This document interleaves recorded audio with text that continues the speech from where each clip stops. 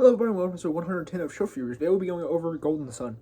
Golden Sun is a Game Boy Advance RPG that I played on the Nintendo Switch Online service, and I have mixed feelings about it. So we'll kind of get into the brief discussion of the story first, because there's quite a bit of stuff that happens here, so I'll just kind of glance over most of it. So our story starts off in the village of Vale, where we have people known as Adept. Now, the Adept are able to use Psi Energy, which is like the magic force of the Golden Sun world. Now, only people who descend from Vale and are technically only people who descend from Vale can use Psi Energy. But yeah, we do see there's other like groups that kind of like schismed from Vale, and they have Psi Energy as well. Like we see that with like the tribes of like Venus and Mercury and stuff like that. But yeah, so we see as there is a massive rock slide going on. We see as everyone's like freaking out, trying to prepare, and we are then introduced to our main character, Isaac. That's who you play as, and he's trying to help about and do what as much as he can as his little kid body. And he eventually runs up on Garrett, who's trying to pull his things. And Garrett is kind of our number 2 of our party. He joins, and we go around trying to help and clear out the village. At one point, we come to a house where Felix, who is the brother of Jenna, who joins us for a little bit, is stuck on a log in the river, and they're trying to save him. But so what we end up doing is we go and run off, trying to find someone who can use Psi Energy to save him. But as we're running off, we run into Minardi and Sataros. Now, these are 2 elven people. We don't really know who they are at the moment, and they ultimately incapacitate both Garrett and Isaac. And during this time, a massive boulder comes falling down, crashes into that area, kills Jenna's essentially entire family, and wipes Felix down the river. So this leads to much despair and all of that throughout the village, and we see as a couple of years pass, and a couple of years, it's like a few years, because I believe at the events of the story you're 17. I believe Isaac and Garrett are 17. But yeah, so this passes, and then ultimately we see as in the future, Jenna, Garrett, and Isaac are wanting to go to see the Soul Sanctum to train their Psi Energy more, because they've been doing it throughout the years. They've been training their Psi Energy, training their body, so they become more powerful, and eventually figure out who Sataros and Minardi are. Man, so these people, Kraden, they're like, yo, we want to go to the Soul Sanctum. So ultimately, Kraden ends up taking him. Kraden is a like master alchemist who lives in Vale. And so they ultimately end up going to the Soul Sanctum, where they go through a bunch of these puzzles and stuff like that, and they realize that it's apparently been booby-trapped by someone. And as they go, they progressively go to the top, where they ultimately run into what are known as the 4 elemental stars.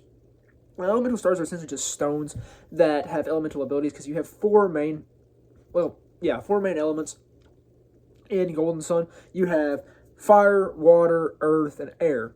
And so these come in the forms of different Dijin, and the Dijin are essentially summons from Final Fantasy. You collect them throughout the world. There's 28 of them in total, and they just boost your abilities. While they have a specific ability, but they also decrease your overall like stats when you cast them. But yeah, so we see this, and you go around, you collect all the elemental stars, but then Sataros, Minardi, Alex, who is a new member of their crew, but is apparently the same species as them, and Felix show up. And Felix is a pretty steadfast member of this party. And so we see as they all join together and ultimately take the elemental stars and run off with them, and take Jenna and Kraden with them. So Garrett and Isaac are left behind as the volcano that is on the Soul Sanctum, that the Soul Sanctum is built on, begins to erupt, but the guardian of the area ends up taking them away, and they ultimately end up safe and sound. And this is where we see, as everyone in Vale is kind of wondering and speaking, to Isaac and Garrett reveal what happened, and they're like, yo, we gotta go on a mission. So ultimately they end up sending them off, and they start out on their mission. So one of the first places you run up on is Vault. Now, Vault is a area where there are apparently a bunch of like thieves in the area. Ultimately, you got to work around and ultimately beat the thieves and clear the name of Ivan. Now, Ivan is a little, well, he's little, he's the smallest of the party. He's even visibly short, his sprite is. But he's a young man who has been traveling with a merchant group with a leader by the name of Hammett. And ultimately, Hammett and them fled from Vault, but then Hammett got captured by the forces of Lumpa. Now, there's a bunch of Lumpa side story that I'll go over later on. Yeah, so ultimately Ivan ends up joining the party. Then you progress north, go to this frozen village where there's a bunch of sickness going through, and you run up on Mia, who's treating all these people, and she's like, okay, I want to be able to heal everyone successfully, so I want to go to the Mercury Lighthouse, so that I can, or Mercury Tower, Mercury Lighthouse, so I can acquire the Hermes water, which can heal anything. So you end up going there, clearing things out, doing your job, and, this actually happens after the, I think it's Kojima Forest. No, it's Kolima Forest. But, you progress to the east, yeah, to the east, where you end up running into this forest where this city at Kolima, where everyone's been transformed into trees. Then you end up going into the forest where the Tret, the actual tree who's done this, exists, and he's done this because they've been attacking the trees, and he's growing old and kind of senile, so he doesn't really know what he's doing. So you kind of have to fight the beast within him, and ultimately he's like, I'm too old to do this. I can't retransform the people. So then you end up going to the north and Mercury Lighthouse, where you meet up with Mia and all that. Ultimately, you go to the top of Mercury Lighthouse, where you run into Satiros. Now, Satiros is here to mess things up and interact with the lighthouse, but ultimately you end up beating Satiros, and he flees. Yeah, so after this, you come down off it, get the Hermes water, go back to Tret, give him the water. Mia joins the party in between all of this, and then Tret is home. So then after that, you progress, I believe it is west. Yeah, you progress west to Calais, which is the trading town where Hammet's from. You can discuss with them and all of that and learn about how Hammet single-handedly essentially raised this city off of the profits he made from trading and being a merchant and all of that. And then after this, you end up going to Calais Port, where you then cross the ocean. Now, this ocean crossing section I hated, because you go from the continent of Angara to Gondwana. Yeah, Gondwana. And during this, it's technically a dungeon, but you end up having an encounter. You go down to the deck, have an encounter, then you go back up, and there's like a long cutscene. Then you go back down, have an encounter, go back up, go back down, have an encounter. So it was very redundant. Ultimately, you end up crossing the sea, and you end up landing at Toby Port, or Toby Docks, where you ultimately end up going to Toby, where the Colosseum is, or the Colosso, and you end up fighting the Colosso, and here you end up ultimately, you can either win or lose, it doesn't really matter, but then you end up interacting with Bobby, and Bobby is a man who has discovered a way to exist perpetually, like eternal life. And well, actually, you don't run into him while at the Colosso. At first, you run into him in a cave that's north of Toby, and here you have to go and collect a stone, which will reveal him, and reveal him and break his spell that's on him and all that. Because he has fallen over and gotten stuck in a essentially invisible state because his immortality is running low. It's kind of like the elixir of life or the Sorcerer's Stone in Harry Potter. But yeah. So we see this, and ultimately after beating the Colosso, you end up speaking with Bobby, and Bobby reveals that he knows about Lemuria, which is a place where he gets his elixir for eternal life. He was originally from Lemuria, and he brought his elixir with him, but he's running low on it, and he needs more. So ultimately after this, you end up going about and searching for a way to get to Lemuria and to find Sheba, who is essentially a hostage of Toby and Bobby, but you don't really have any idea where she could be since she has disappeared. But then you end up going progressing through the Suhala Desert and all of that. You end up in Suhala as well, and along with this, you're going to run with Iodem, who is kind of Bobby's retainer. And so you should go about ultimately reaching to the eastern side of the Gondwana continent. Well, actually southeastern. And from here, you end up going about and starting to interact with the people of Lavera. Yeah, Laviera. Laviera. And here, you learn that this is the hometown of Sheba, and they're all really disgruntled with Item because they're like, yo, this is all Bobby's fault that she got kidnapped and she's gone. And ultimately, after this, you end up going into Bobby's lighthouse, where you start to explore and all that stuff, and learn that there is a connection here with Satiros, Minardi, and the group. And so, after this, you have to end up going back to the Venus Lighthouse, which is on the same little island area, and alter this thing so you can actually access this dungeon puzzle of Bobby's. And then you end up going into Bobby's, going about and all of that, doing your thing. When ultimately you get to the top, you end up encountering Minardi, Satiros, and Felix. And throughout it, you see some dialogue, and Minardi and Satiros are kind of suspicious of Felix, since Felix has now, because what ended up happening is Kraden and Jenna, like I said in the beginning, were captured by Satiros and Minardi and Alex. And Felix is obviously going to be suspicious of this because Jenna is Felix's little sister, but Felix chose to be steadfast, and they just won't believe him that he is steadfast in his loyalty to them. But after this, you end up pulling up, and they're like, yo, they pulled up. So we see as Minardi and Satiros end up preparing to fight them, beat them.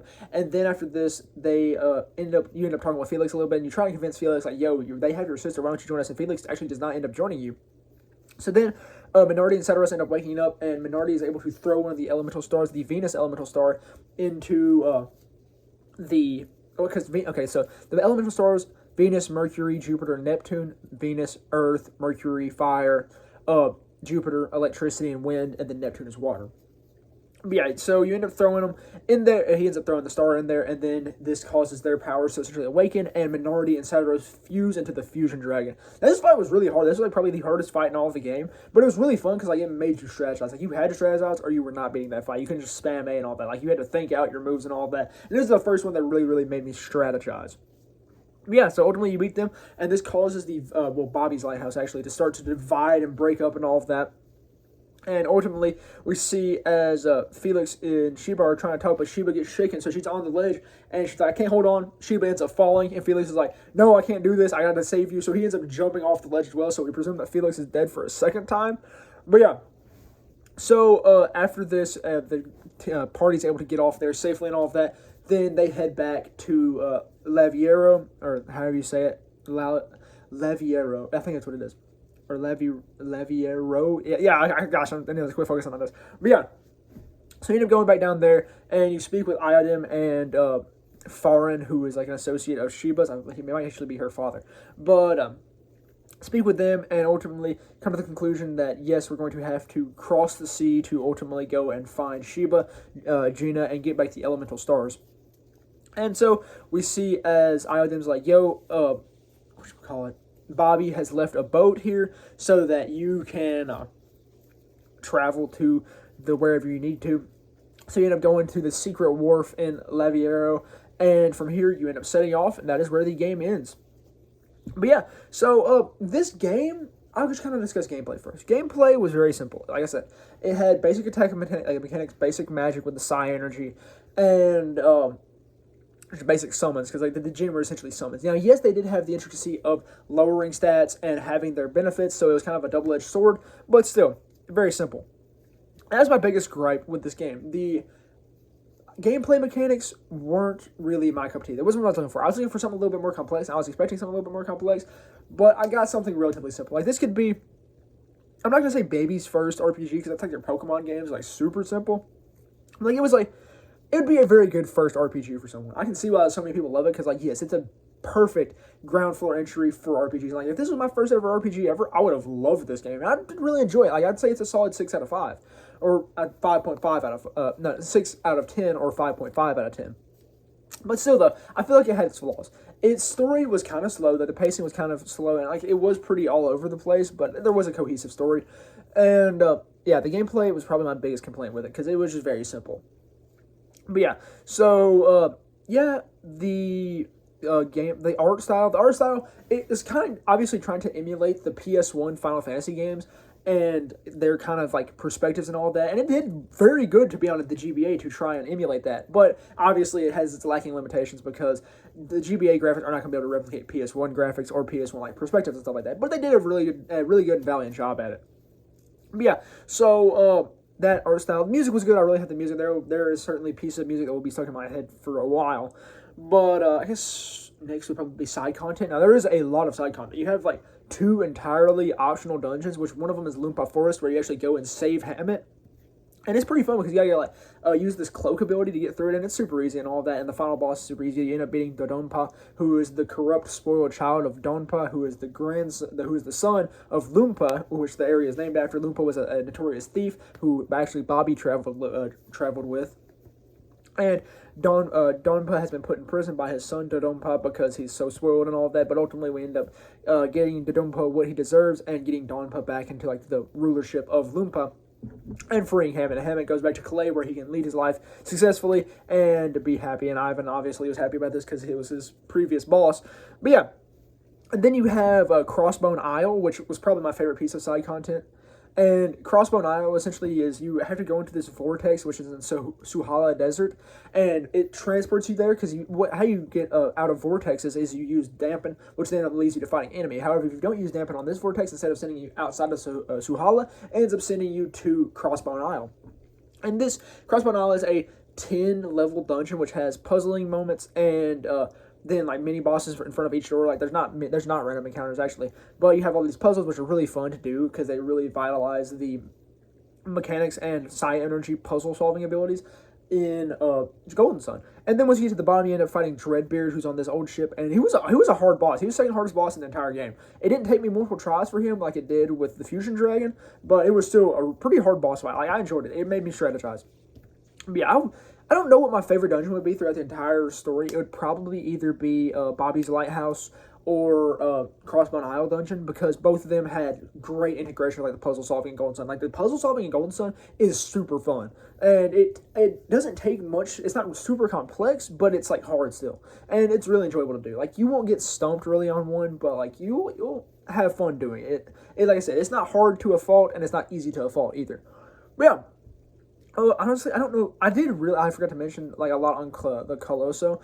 It was essentially a Colosseum battle where you had to go through, like, this, like, platforming area and, like, puzzle-solving area until you eventually got to the center, where you had to pick up one of the better weapons. If you got there first, you got the best weapon. Second, you got the bad weapon. And then you had to fight a fighter within the challenge. And that was really fun. Because, like, what you could do is you could put people from your party in the crowd so that you could cheat. And that was really enjoyable. Like, I know that I said I'd only rank this game like a 5.5 or 5.5 out of 10 or a 6 out of 10, but that's not to say I didn't really enjoy it. I did enjoy it. It was very lively, and I just really enjoyed its spirit, because it had a very good spirit about it and a very good nature, demeanor, and stuff like that. It will make you feel happy. It'll make you feel like, oh, I'm going through a pretty fun fantasy world that actually isn't not too childish. Like it seems like it's gonna be childish, but it's not super childish. Like we have death, we have kidnapping and stuff like that, and like family feuds and everything. So it's not immature by no means. It's a good story. I believe anyone of any age can enjoy it. I just, like I said, I was looking for a little bit something more complex, and that's just because of my personal taste at the time. Like, if I would have been craving this, I would have loved it, and I did love it, but it's just not, like, top-tier RPG. It's just a really solid mid-level RPG. Like, I said, it could be anyone's first RPG, and they probably love it to bits. But yeah, that's all I really have to say about Golden Sun, like, all I can think of. And, yeah, that's all I really have for Golden Sun. That's all I really have for episode 110 of Shelf Review, so thank you very much for watching.